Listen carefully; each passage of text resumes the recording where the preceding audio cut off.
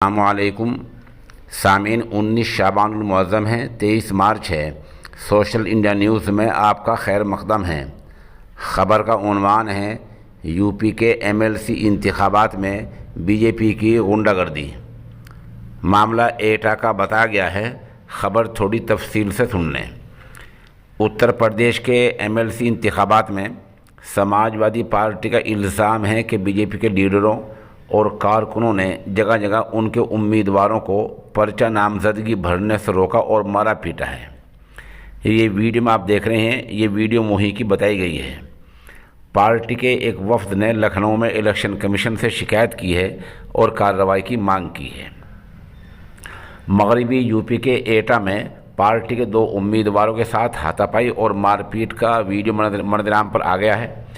एटा के एमएलसी उम्मीदवार ओदेवीर सिंह धाकरे ने इल्ज़ाम लगाया कि उन्हें और पार्टी के एक और उम्मीदवार राकेश यादव को बीजेपी कारकुनों ने नामजदगी फार्म यानी नॉमिनेशन दाखिल करने से रोका और उन पर हमला किया है। बता दें कि यूपी में असम्बली इंतखाबात ख़त्म होने के फ़ौरन बाद कानून साज कौंसल यानी एमएलसी के इंतखाबात कराए जा रहे हैं। इंतखाबात के लिए नामजदगी का अमल 21 मार्च पीर को मुकम्मल हो गया है। ये इंतखाबात 9 अप्रैल को होंगे और इन वोटों की गिनती 12 अप्रैल को होगी। ये चुनाव कुल 36 सीटों पर हो रहे हैं, जिसमें एक बार फिर बीजेपी और समाजवादी पार्टी आमने सामने हैं।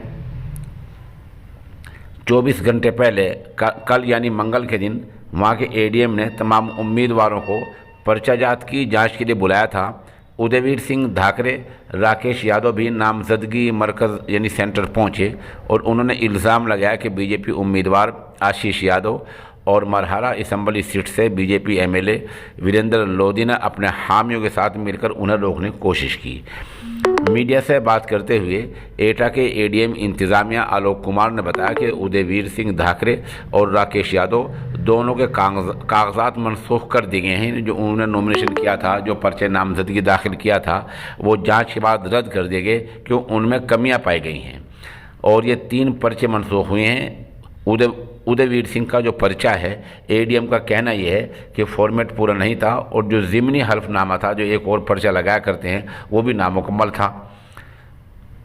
उदयवीर सिंह धाकरे और एसपी के राकेश यादव के साथ आज़ाद उम्मीदवार अनुज कुमार की नामजदगी भी मनसूख कर दी गई है।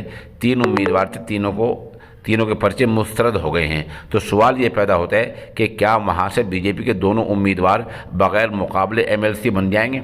इस सवाल का जवाब 24 घंटे बाद यानी कल 24 मार्च की शाम तक मिल जाएगा। एसपी उम्मीदवारों के साथ मारपीट के इल्ज़ामात के बारे में आलोक कुमार ने कहा, नामजदगी के इलाके से बाहर यानी जहां नामजदगी हो रही थी वहाँ सेंटर से बाहर तजवीज़ करने वालों के दरमियान नॉमिनेशन करने वालों के दरमियान झगड़ा हुआ है और जैसे पुलिस को इल्म हुआ, पुलिस ने मौके पर जाकर तनाज़ुर को ख़त्म किया और सभी को सिक्योरिटी फराहम की गई ताकि तमाम उम्मीदवार रिटर्निंग यानी मुतल्लका अफसर तक पहुंच सकें। इस वीडियो में आप देखेंगे, जैसे हमने शुरू में दिखाई थी, कि पुलिस एक तरफ तमाशबीन के तौर पर खड़ी है, देख रही है और उनके साथ लोग मारपीट कर रहे हैं। ये मुकम्मल रिपोर्ट है, इस आप देखें।